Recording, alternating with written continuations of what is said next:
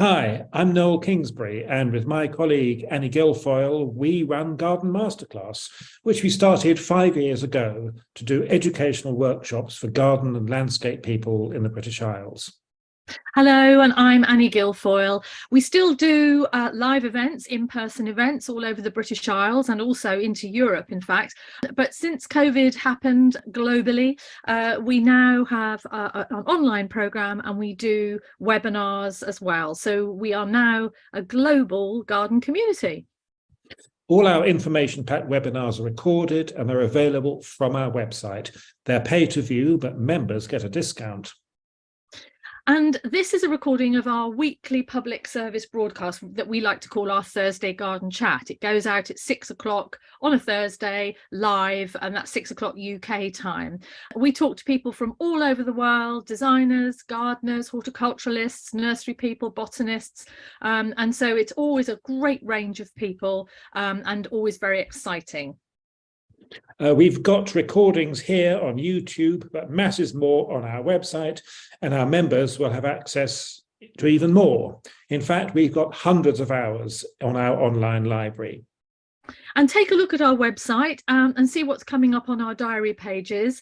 Everything is listed in the diary, so webinars, live events, everything that we do, it's all in a chronological order, and you can click through to a link to get in more information or to buy tickets.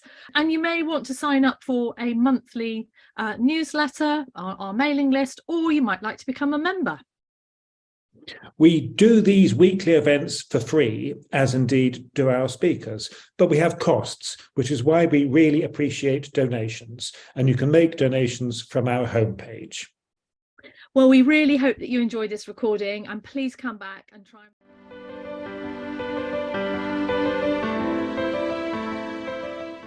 Time, I think, to introduce our speakers tonight. Now, one of the really good little hardy plant nurseries that has established their well-deserved reputation over the last couple of decades has been Marchants in Sussex. The southeast of England is not somewhere I tend to sort of hang out. So it's a very, very long time since I've been there.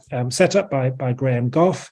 A plantsman of impeccable heritage who'd learnt much of her previous employer, Elizabeth Strangman, one of the great plant ladies of the last half century.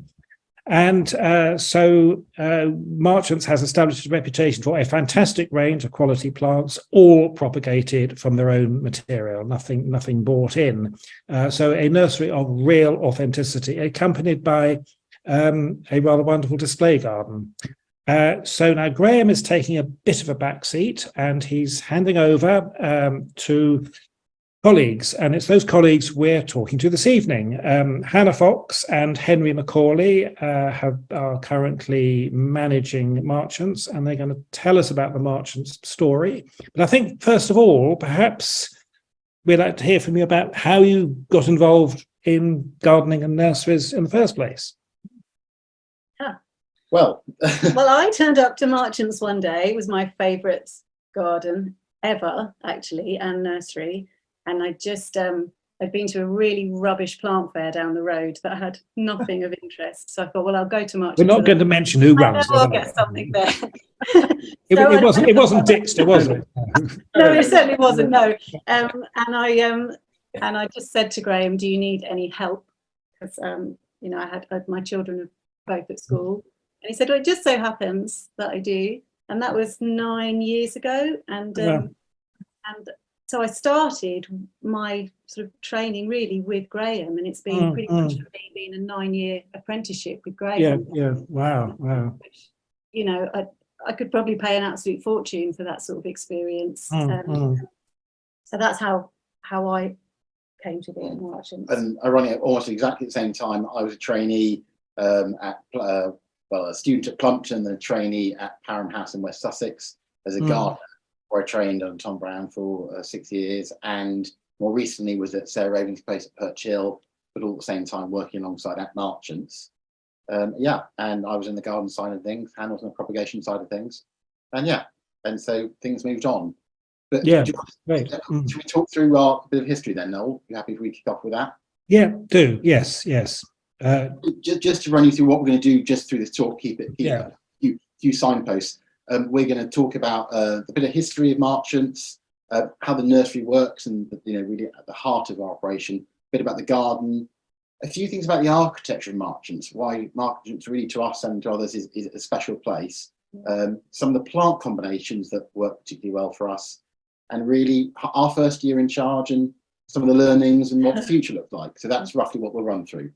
And just to confirm to everybody, Hannah and I are making our debut on Garden Masterclass. So be gentle, it is our first time, just to be clear. Really a bit of history just to go what you meant through, particularly with Graham, and he started Marchants 25 years ago with his wife Lucy, who's been at Washfield Nurseries with him as a strangman. Lucy being an expert textile artist, they bought the land, and it meant that they were quite committed to it. Graham said he hadn't really tested the land properly, and it's a lot of clay. I can say it's hard work. Yeah. It really is hard work. And we'll show you a photo of what he took over. But what he did was he started that, and it meant that they really had to go and find some plants. And so we believe, and Graham and Lucy can correct us, but Lucy got a commission to make some vestments for bishops at the Westminster Diocese, which meant that they could go off with some money in their back pockets to the continent and pick up some fantastic plants from people like Piet Udolf, from Hans Kramer, Ernst Pagels, and various people. And to their immense credit, to everyone's credit, frankly, these wonderful plantsmen refused to take Graham's money, which meant that they could come back, Graham and Lucy, with a bit to invest to actually start the nursery and the garden. And over 2.5 decades, as you said, Noel, they've established Marchants as an amazing place of beauty, of creativity, where the propagation is at the heart of it, where everything is propagated on site.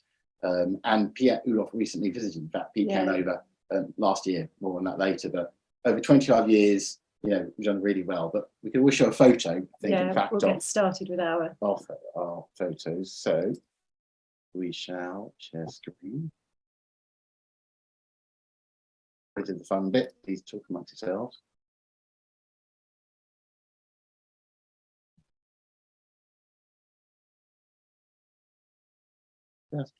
Right, so I hope everyone can see that. That's what Graham and Lucy started with. So I believe the field was full of dock. I think there was a cesspit somewhere, and very, very heavy clay. And I have trouble digging the clay, and what Graham's done over the years, I can't imagine. So that was what they faced, and it's quite a sight to start with. You can see in the background there, you've got the amazing South Downs in Sussex. And so you can tell immediately that the wind comes off the South Downs and straight up. This is almost at the top of a hill, and whooshes straight across up to the top of the hill. There are the beginnings of a conifer hedge from next door, just around here, which has formed a great windbreak, which is important. But yes, in terms of the site, it was very, very tough. And yeah, it's all about vision, and it's all about seeing what you can actually create in the space. This is the couple themselves a couple of years ago. Lovely hats, lovely smiles, yeah, and lovely people. So their work has been a labour of love. So this is them in the height of summer, enjoying the garden. And hello to Graham and Lucy online. Yeah. So it's Graham Goff and Lucy Goffin.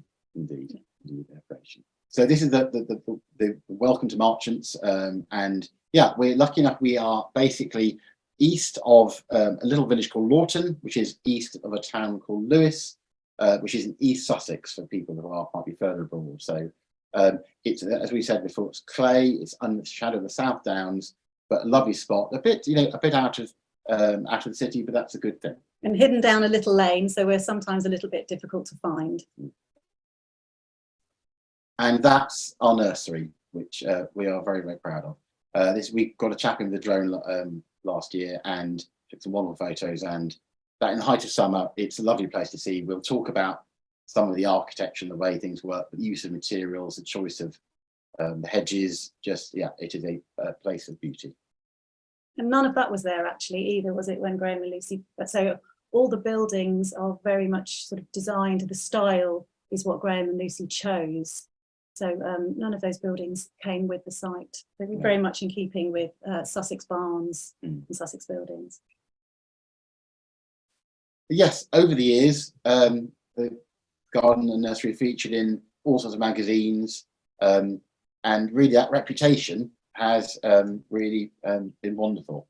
So you can see in the top left, Graham and Lucy some years ago, and some of the fences, some of the artistic touches, the curves that particularly make the Marchants garden such a beautiful place for me to work and for people to visit. And yes, this is a collection of many of the magazines that the place has been in over the years. Had articles, I think, in all of those magazines, lots of television programmes. Lots of TV programmes. It's really built up a good reputation. But Graham and Lucy particularly decided a couple of years they wanted to step back a bit. So fair enough. I think they'd earned that. So Hannah had been working at Marchants for 6 years. I was working on and off with Graham in the garden, and a good friend of ours, Jean, who's a devoted fan of Marchants, a long loyal customer. The three of us took on the Marchants outfit. So for those of you with 90s pop references, we ended up with a kind of situation where I'm Garden Spice. I'm Propagation Spice. And our friend Jean, unfortunately, Admin Spice. Admin Spice. Which isn't the best Spice Girl, but you know, there's normally a bit more than that. But I'm doing her a great disservice. But actually, she does a lot more than that. But it's her title for now, so fair enough. And this is Graham, obviously, at the door, almost metaphorically handing over the baton or the lance. Yeah, that's so. Gosh, what I've learned from Graham in 9 years is quite incredible, and there's still so much more to learn from him. His knowledge is just astounding, and I really owe him a great deal to have been working alongside him and trying to pick up his great skill and his plant knowledge, and trying to pass it on to the rest of the team, trying to keep up the standards. This is Jean here. I'm not quite sure what we're propagating there. Some sort of, it might be a steeper actually by the things. You can see Hannah's very attentive look, really quite focused on what's going on. Don't do it like that. Do it like this. Yes. So that's inside our beautiful potting shed. Hard at work. Here's Becky. She's one of our brilliant staff members. She's great for potting. Prop. She's great with prop as well. And again, she's been there a good few years, so worked alongside Graham for a long time. We've also got Faith on our team. She's very good as well. She works a lot on the nursery with customers. We're really very fortunate with our lovely team. So here we are making our mix, and we've recently, in the last 2-3 years, been entirely peat free, which has come with its own challenges for sure. We've had some losses. We are now trying our third mix, and it seems to be the most successful. It's still tricky, but we're determined to get it right. So yeah, it's working. It's much better this year, actually. I'm much happier with the plants this year. One nice thing about Marchants is constant experimentation. So if one mix doesn't work, we subtly tweak it. So it's, that peat free thing has been a real challenge, but actually adjusting as we go on, making adjustments and so we sort of we changed the mix that we're using according to what kind of plant we are potting. So if it's a more Mediterranean plant, we'll be putting more grit in. Because we're such a small nursery, we can change each mix as we go depending on what we're preparing. So this is me sort of in the garden. So what we must make really clear is that our garden is our stock bed. So we are constantly taking seed, dividing, propping from the garden because we don't buy anything in.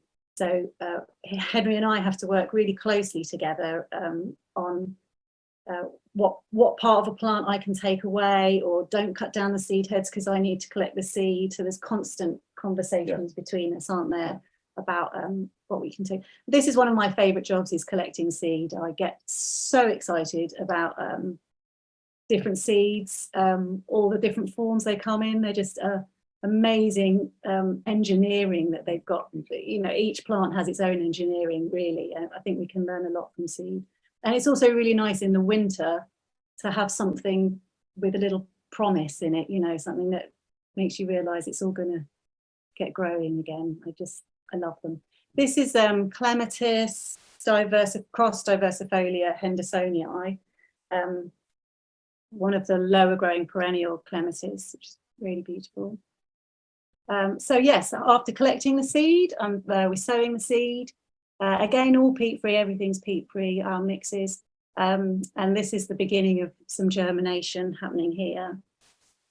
This is the middle tunnel. We've got 3 tunnels, and this is the middle polytunnel, and this is sort of the engine room, really. So this is a heated bench here, which we've brought in some of the seeds to get them going inside.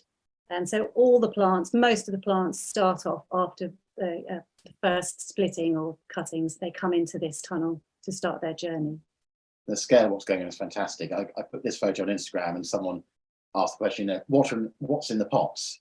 And I didn't know where to begin to answer. Where do you begin? There's so many things being started. So other than answering seeds, there was little else we could really add. But yeah, Hannah is the heart of this, and there's so much going on at any one time in the propagation. Yeah. This is the clematis from the seed that we saw earlier on. So that's not far off being ready for sale, actually, that one. I think it is on the nursery now. So that's moving on from the seed. Cuttings. So at the moment, I'm doing lots and lots of cuttings. And these I was really pleased. Lovely little Nepeta cuttings the other day that have got really good root on. We've also got quite a lot of ferns on the nursery, some really interesting ferns, and so we've got some very rare ferns as well. So this is just one of the ways that we might propagate ferns. We do them from spores as well. But this I really love because you can just lay, these are polystichums, all of these, and you can lay the leaf, the rib in the center of the leaf, you can lay it flat onto the compost and then tie it down. And you can see all the way through the center of the rib, there's these tiny new bulbils that are growing. And so if you put those into contact, the base of them into contact with the soil, they will then root into the soil underneath. So we strap them down tightly, keep them really moist, and then they start to grow, and they're so tiny, they're minute, so they're really exciting. And then we sort of tease them off the central stem, and then we put them into their pots. Here they are, they've been teased off and they're in their tiny pots. So one of the many different types of propagation that we've got on the go. So we've gone now from the minute in these tiny little tiny little things which are so delicate, and often we need to sort of wear glasses to deal with, to the sort of whopping strong things, really. This is the fabulous Agapanthus jodi, and you can see Becky and I are really going for it here. Becky's got quite a lethal knife, and I've got these loppers, and actually we took a video of this because we had quite a lot of good fun. So let's see if we can get this video to work. So we just press that one. This is the delicate art of propagating Agapanthus. This whopper is Jodie, who is very strong. very strong. It's also a very glamorous job.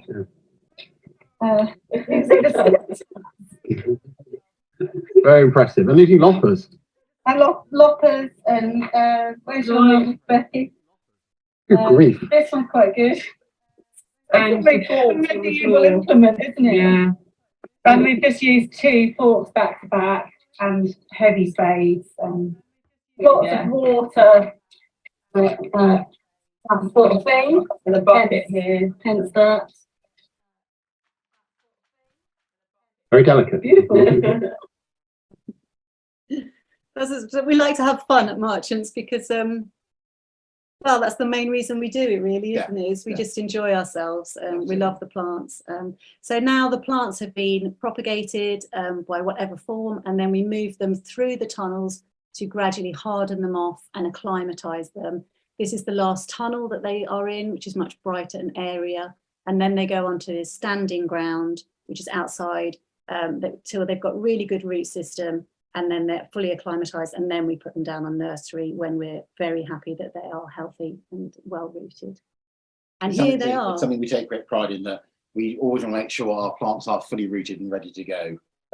It's important that you can buy plants there with little plugs that popped in the compost for us. So it's really important those plants have really developed. So that does mean things are ready when they are ready. We bring things down to the nursery when they're properly ready for sale. Yeah, and that's something that came from Graham, you know, just instilled into us the importance of the quality of the plants. It is what Marchants is known for, so we're very keen not to let that slip under our care.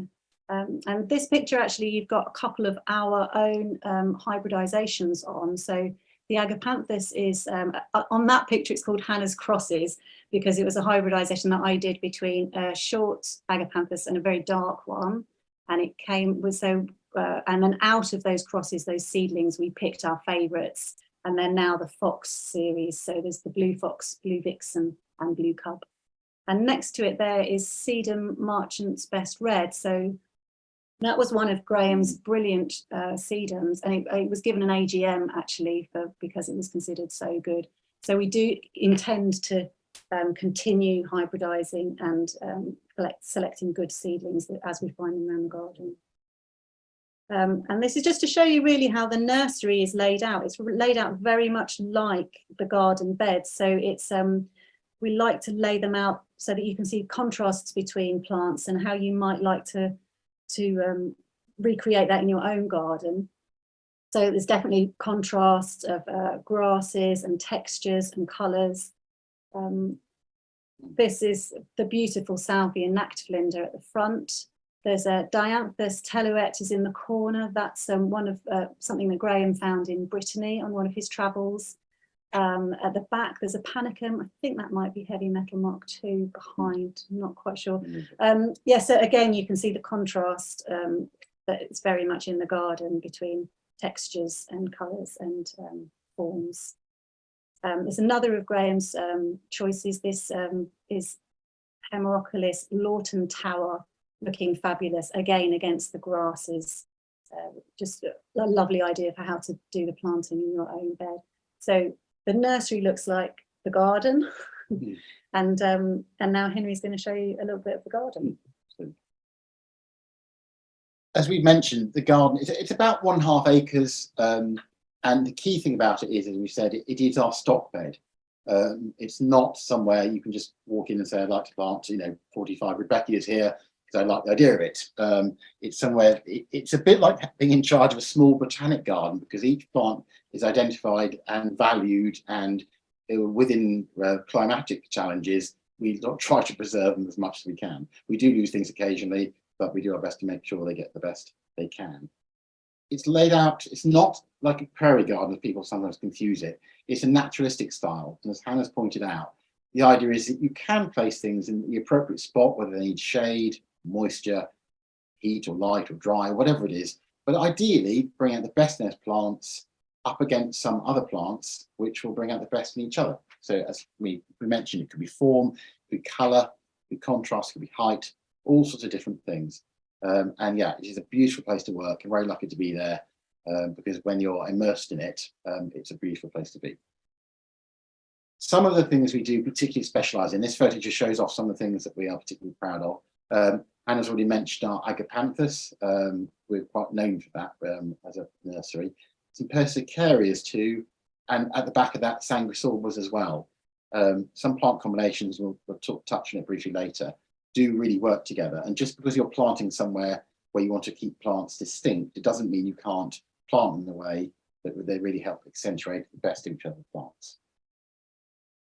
Now, you may remember, unlike last year, this photo is from a couple of years ago, when it rained every weekend and was a warm sun at the same time. So the main part of the garden, you can't see here, there's a brick path running through the middle of that. It was like a jungle, wasn't it? It was like a jungle. Dr. Livingston is somewhere in the middle there and needed a machete to get through. But it was a wonderful place to be, but it's a good example of how some plants will respond with different conditions. So we're actually looking back up across the garden to the nursery here, but it gives you a sense of when things work and when things are planted in a way, that drama you get from an immersive experience is really wonderful. Marchants, despite being a stock bed, Graham has proved you can really create an experience of a lovely place to forget the rest of the world and just enjoy a garden. Funny enough, this is actually the same spot virtually. There's a couple of plants here that you might see on the right hand side. There's a Persicaria orientalis, which is an annual, a very tall one, as well as other grasses. And that year it did so well. If you look on the right hand side, the tall red thing dangling down the candelabra style, that's this Persicaria, or Kiss Me Over the Garden Gate, which grew to an astonishing 11 or 12 feet that year. It simply kept growing. In the foreground, we've got one of our Heleniums and Aster doing well. So it's really just to show that through the year, Marchants really does change, and some of our plants really come through. I think we're not a late garden particularly, but a lot of our plants do well later in the year, and obviously grasses as a group of plants really do their stuff later on. Yeah, the customers love to just keep coming back throughout the year and seeing how we've changed, because it can be quite dramatic. We don't open the garden normally till about June. This year it's been so wet we haven't been able to walk on it really, so yeah, we're going to open the garden probably in June, but it does show that things do change. It's a garden of lovely winding paths, beautiful grasses, like here you can see the steep gigantea, Persicaria on the right, and it's somewhere you can enjoy plants and also see. We like to show to people, if you're on the nursery wandering around looking at a plant, well, go and look at it in the garden, go and see how it's growing, where it's growing. It's so much better than just seeing in the pot. So actually got that chance to really have a good look and see what the conditions are of the plant and how it's doing there. And here was just towards the bottom of my garden, just a lovely example of how you can put those plants together. So the Phlox hesperis, echinaceas just behind, and Selenium. And I love that. When it works, yeah, we love this photograph, but when it works, it really, really works. And there's a lot there and a lot going on, and you have to be careful to make sure plants don't intermingle too much. And as a gardener, it's quite hard sometimes to make sure that you're really on top of things, because you've really got to chase some plants back. As we all know, some plants are thugs, some are a bit more delicate. So each spring and each autumn, it's just trying to make sure that there's enough space.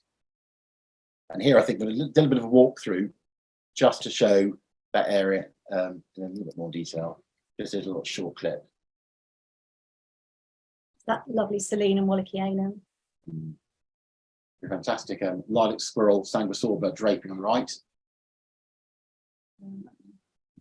Yeah.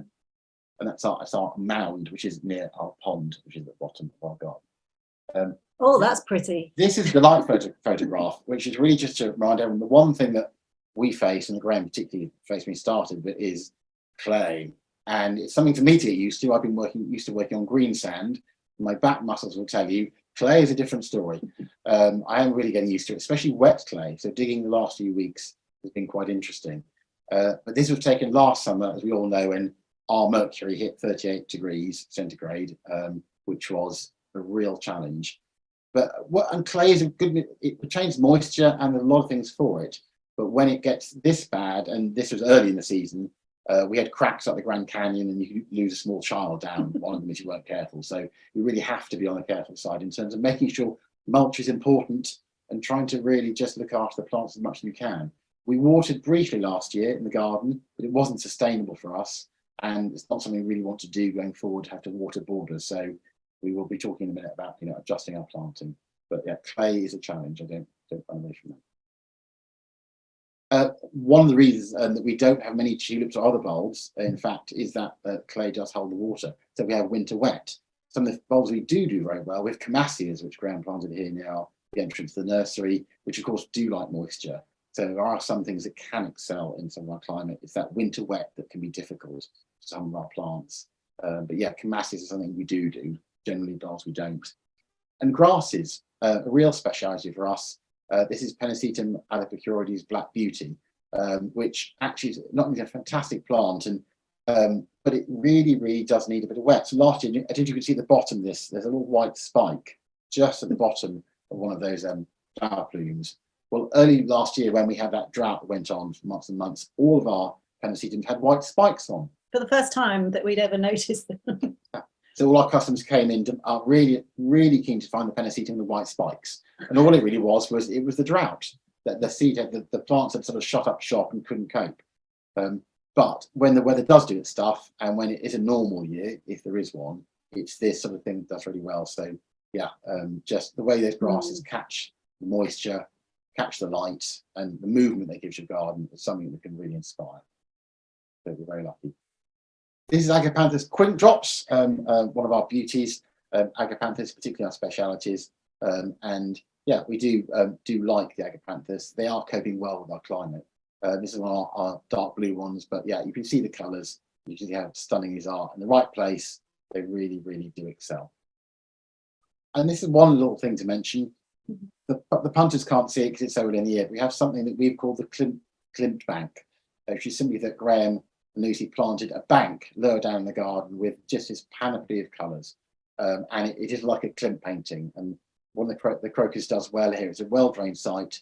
And when the colours come out, and actually you can see a bee up in the left-hand side, I just noticed. It is a beautiful spot when the sun shines. I think he just started off with the crocus chrysanthus, didn't he? And they all self-seeded around and ended up with the most beautiful selection of colours. It is fantastic. Now you can see them quite literally opening and closing with the sun. Yeah. So it's very, very beautiful. And yes, towards the bottom of our garden, it becomes more meadowy. There's some beautiful meadows that Graham has planted. And it becomes a little wilder, and I love it for that. And so all sort of wonderful plants in there, and it's much more wild and lovely place to be. And we have a pond at the garden, which is rarely this full, but yeah, it's when it captures the light in the autumn, it's an absolutely lovely spot. And at the end of the year, of course, we're managing. This is a bit like Diane Fossey from Gorillas in the Mist. Hannah is Diane, not the gorilla. I am, yes, Gorilla, I am. obviously, at this point. But yeah, basically, we are managing the garden now, and that's one thing we're both getting used to is, of course, the rhythm of the garden through the year. Cutting down, I can't just, as I would a normal garden, go down and cut everything down, but of course, we need the seeds for many plants. We need to make sure we can propagate. So it's not quite the same as many other gardens. You've got to be careful how you manage things. Yeah, there's certain things in the winter, aren't there, that I say, just leave that so I can see the stems so that I know where they are, so that I can come and dig that up throughout the winter. Otherwise, I can't find anything if it's all been cut back. Yeah, it's really important. And this is just a lovely photo to give you a sense of that. It's the way the garden has been laid out. It's really organic curves and beautiful straight lines. This is again a photo of the drone that came last year, but you can see the red orac pointing up to various spots, which is a joy for us, and it really accentuates things, but you have to keep your eye on it. But you can see here there's lovely moppy grasses, how they've been planted beautifully just from above. You can see that looking down on what they add in their texture and that sense of structure they give to each bed. It's a beautiful, beautiful place. And here's a little video. This is from a couple of years ago, just walking down that central path, and just to give you a sense of how immersive things are. Yes, it is lovely. So when rain comes, we get a lot of colour. I think this is probably early August. I think that might be so. A lot of flocks really doing their thing. It was a great year for flocks, all rain coming across to over down. And actually, if you listen, you can hear the beauty of the grasses in the autumn. Part of it is the sound of them, which is exquisite.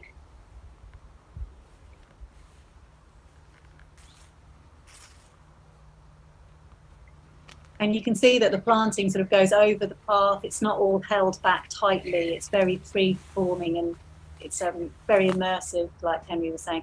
That's the Sanguisulva Canondensis hybrid, that white one we've just passed, which Henry and I are in dispute over. I think it's fabulous. Horrible. I think it's amazing. Coming to the end of the path now, and you can just see the beginning of the meadow there, actually. But you really get the idea of how that, with a lot of rain, things put in a lot of top growth, and it really was quite a year for that. So last year was quite different. So yeah, it's been really useful for us watching that. And just a few things about how Marchants is. We are low tech deliberately. This is our very efficient system. If you want our attention, please ring the bell. I think Tibetan cowbells. I don't know them from Graham and Lucy, those bells, but they could well be Tibetan, Sure, couldn't they? Yeah. That's our story. But yeah, basically, it is a place that is built. It is assembled out of beauty.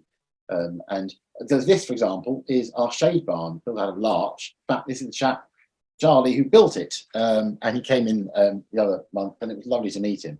And Graham and he put this up, and it's made of larch, and all our plants under there are particularly suited for shade, which is a wonderful way to say to our customers, look, there it is. But you could build a shelter, but that is something else. Everything's just done beautifully.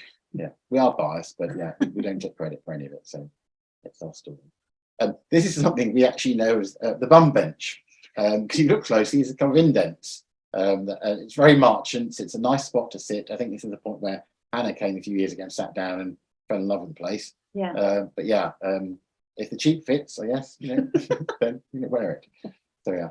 But again, here, this is looking back up towards our potting shed, and you get a hint here with the fences that Graham built and the curves, because a lot of curves and some straight lines really reflect that design of Marchants and the South Downs. And there's a beech hedge curving here and an Elaeagnus hedge in the foreground. And I think there's a better shot in a moment of where the curves are.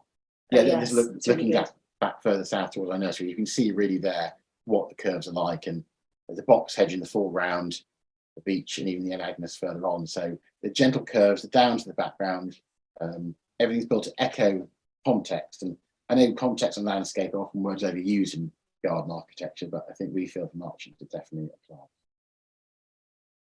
And here's a few shots from winter, which again, you see the bones of the garden. It's often the cliche, but it is true. Even the gentle curve of the mound we're standing on here at the bottom of the screen, it's all gentle. And there's I think the beech hedge here, which I noted that it does form a kind of giant G. And I wonder if that's sort of a Goth or Goffin clue. I don't know if that's our drone would pick that up. But again, as you can see, some paths intersecting, so you've always got somewhere to choose somebody strolling in the garden. But again, gentle curves. Again, making sure things are just out of sight. You're always led around the next corner.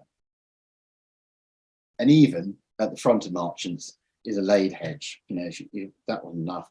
It's an Acer campestri laid hedge, which over the years gets better and better, particularly as you can see at sunset. Lots of artistic touches. Oh, this is my office. Not bad, is it, for an office? So this is inside the potting shed on a particularly sunny day, actually. It's always a real joy to be in that building. It's never normally that clean, just to be honest. It is. I don't think I would admit to being that organised normally, but we'll see.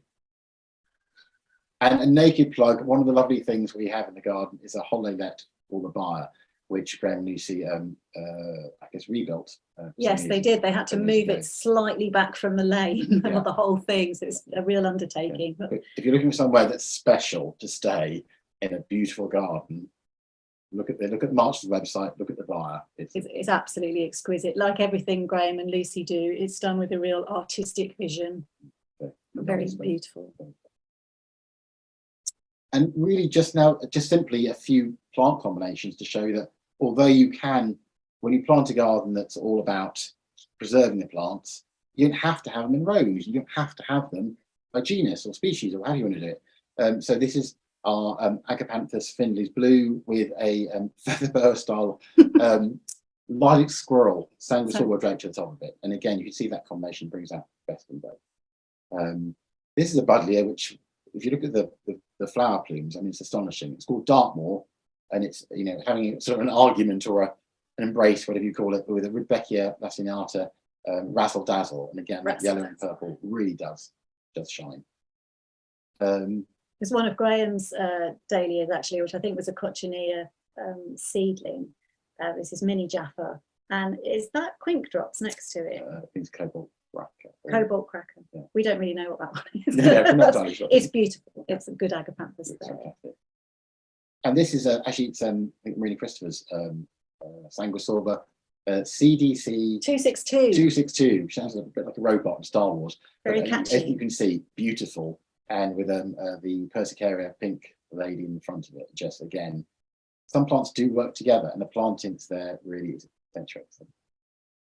And this is quite another contrast.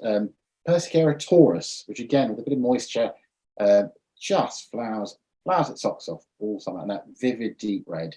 Up against above it, it's Helianthus aurealis. So that yellow and that red really are quite sharp together, but it works. And there's a contrast.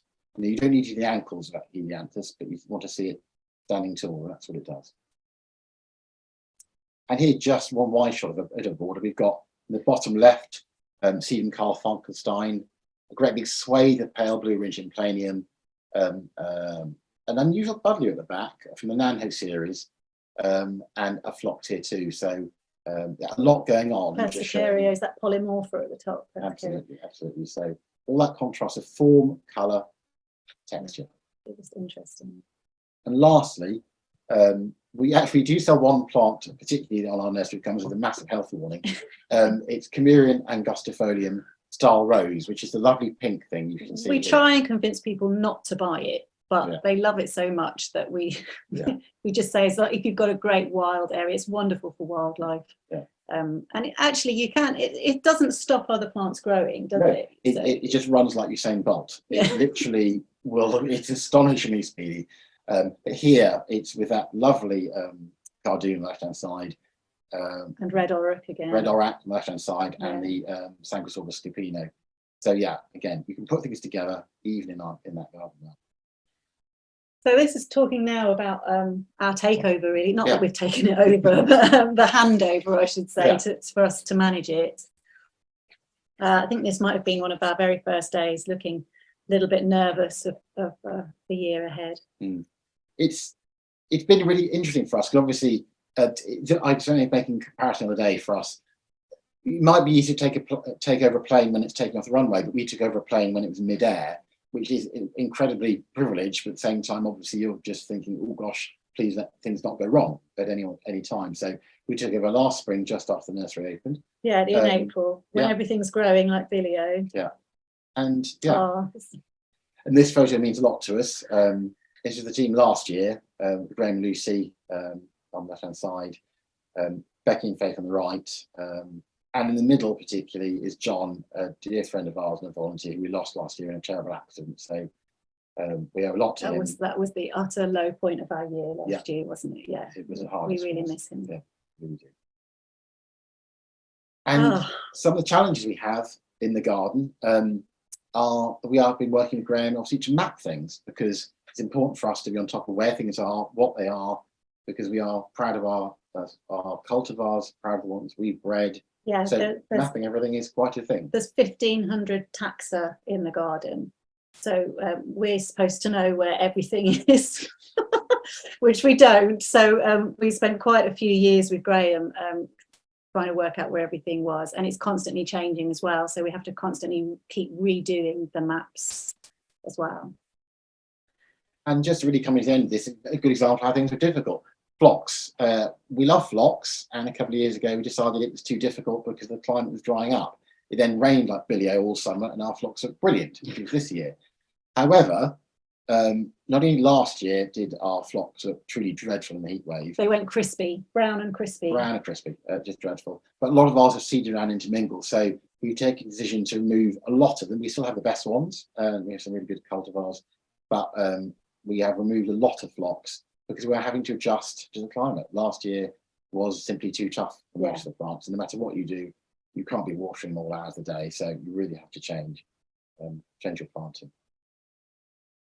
This is one of our high points of the year, actually, wasn't it? So this is when Pete visited, and he has been before, but when it was very, very young. He knows Graham and Lucy very well. Yes, Pete Udolph wearing his rock star glasses, and I couldn't resist taking a selfie. But yeah, it was he pushed me way after that. So we got to show him and Anya actually around the garden, and they really loved it, and they particularly liked the meadow area right down the bottom. Actually, he was really wowed by that. I think someone pointed out, Peter Udolph taking photos, the Marchants meadow was a high point. Yeah, lovely.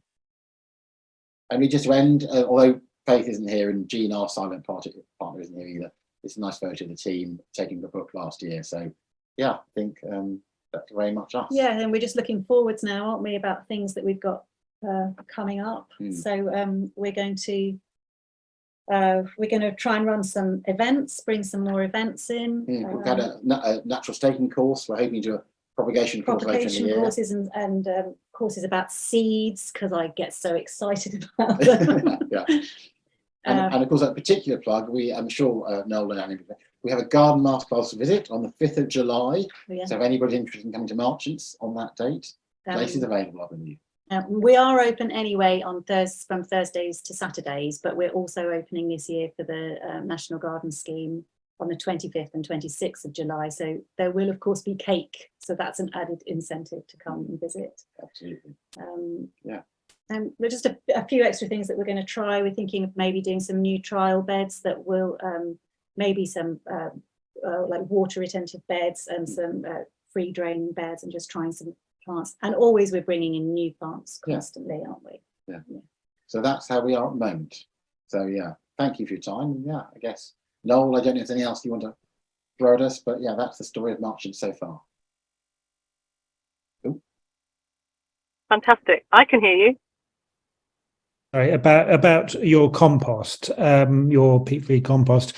I mean, given that we've been kind of using peat-free compost for 30 years or so, I'm surprised that you didn't either have a proprietary one you were felt able to use, or that there's not enough out there in terms of recipes for mixes, that it was so experimental for you.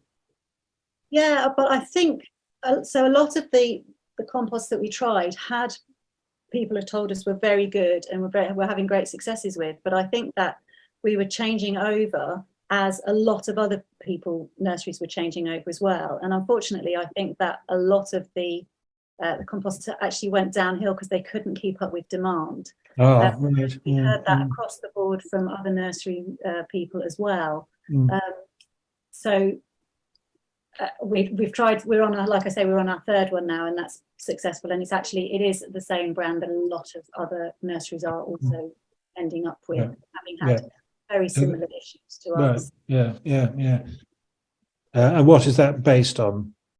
It's mainly wood substrate. It has got coir in, which I know is has its own issues as well. But I think it's better than peat, so we're making a step away from peat, and then hopefully one day someone will make an amazing compost. So the fact that it's wood based means that it's relatively stable over time.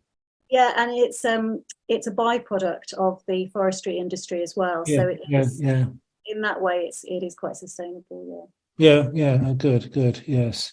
And a question about the gravel on top of the seedlings, or the gravel on top of the seed trays.